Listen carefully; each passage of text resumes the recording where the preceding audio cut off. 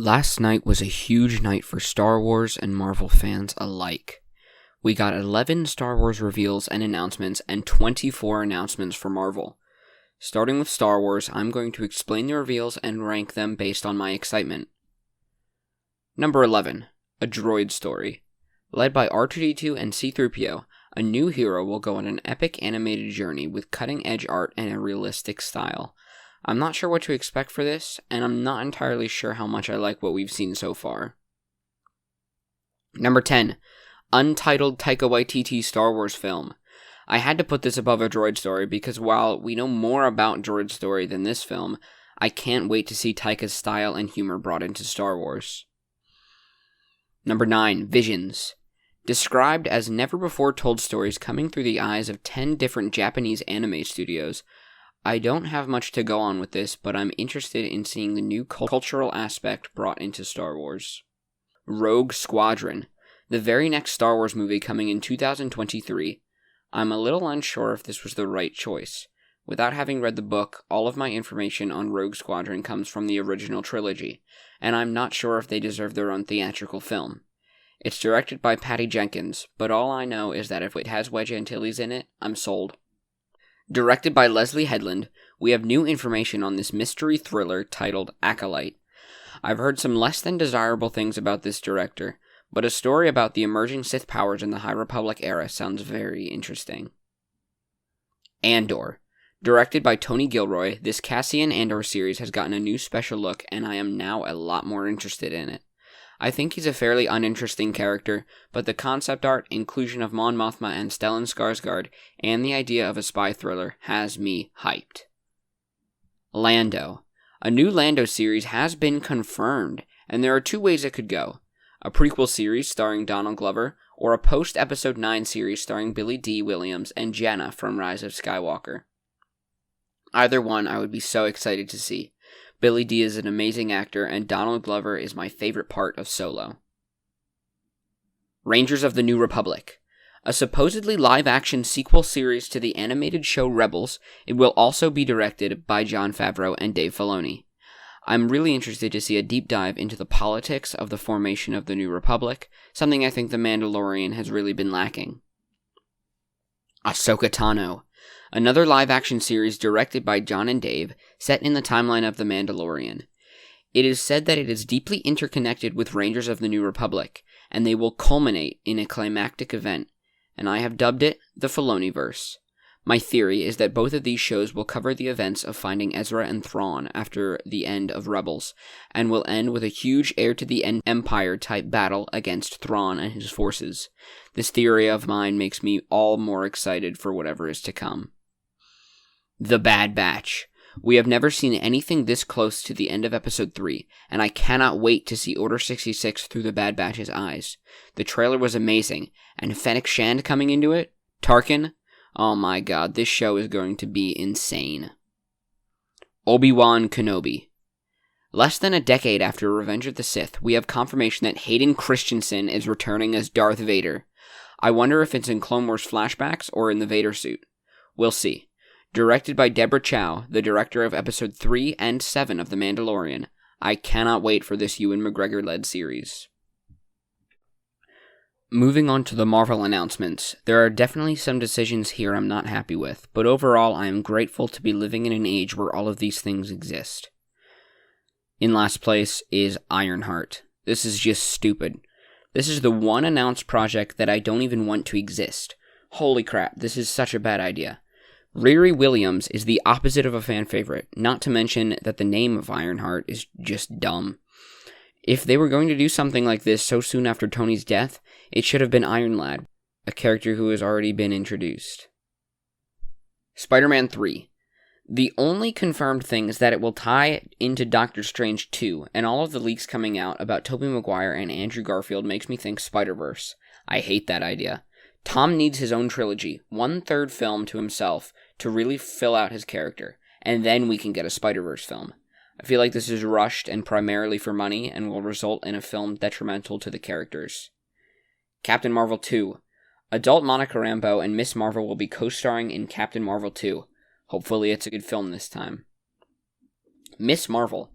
Iman Vellani is playing Miss Marvel, which I unfortunately can't be less excited for. I just never really found the character that interesting, and I'm not sure how well she'll fit into the MCU. She-Hulk. We already knew that Tatiana Maslany would be playing Jen Walters, but the reveals of Mark Ruffalo and most importantly Tim Roth have me even more excited. It was stated that Jen would be a lawyer specializing in superhero-related cases, so any hero could possibly show up. Perhaps we'll get a Charlie Cox Matt Murdock cameo? I Am Groot. The adorable creature from the second Guardians of the Galaxy film will be starring in his own series of shorts featuring several new characters. This seems like it will be more of a kid's show, but if it's live action, I'll definitely be very excited for it. Guardians of the Galaxy, the Holiday Special. This is going to be a live-action Guardians Holiday Special, which will be filmed and released the Christmas before Guardians Volume 3 in 2023. The Armor Wars. This series is apparently about Tony Stark's technology falling into the wrong hands. I expect it to occur after Avengers Endgame, as it is confirmed that Don Cheadle is starring as War Machine. Ant-Man and the Wasp, Quantumania.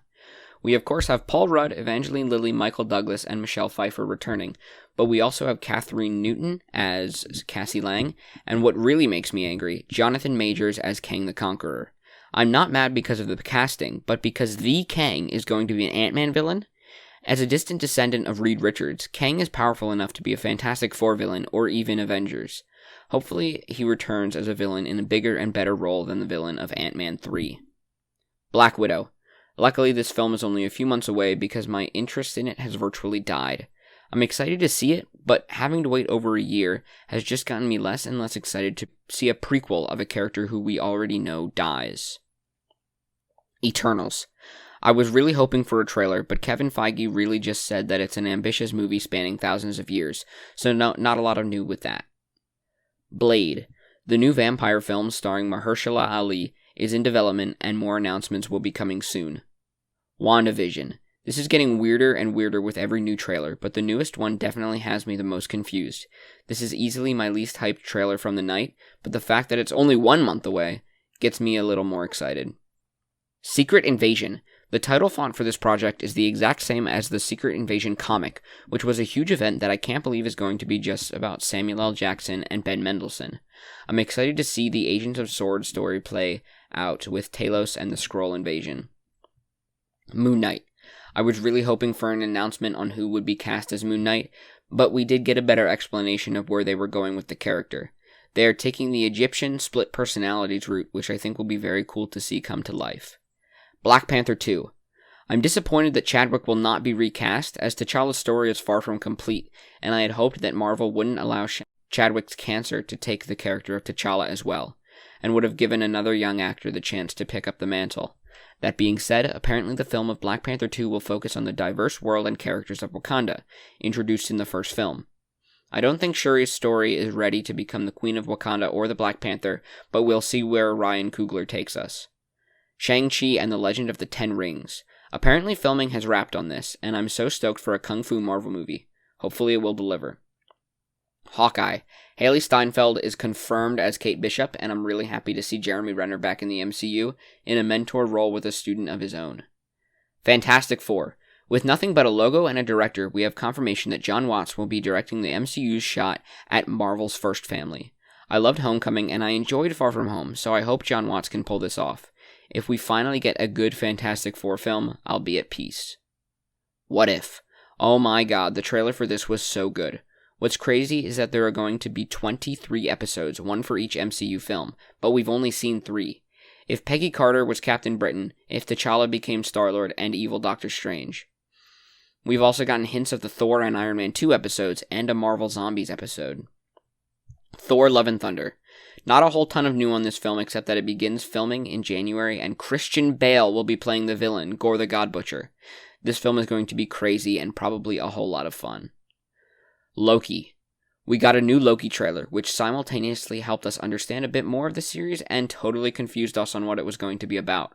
Tom Hiddleston is returning in the role of 2012 Loki, most likely in a 2012 universe that will lead into Thor Love and Thunder.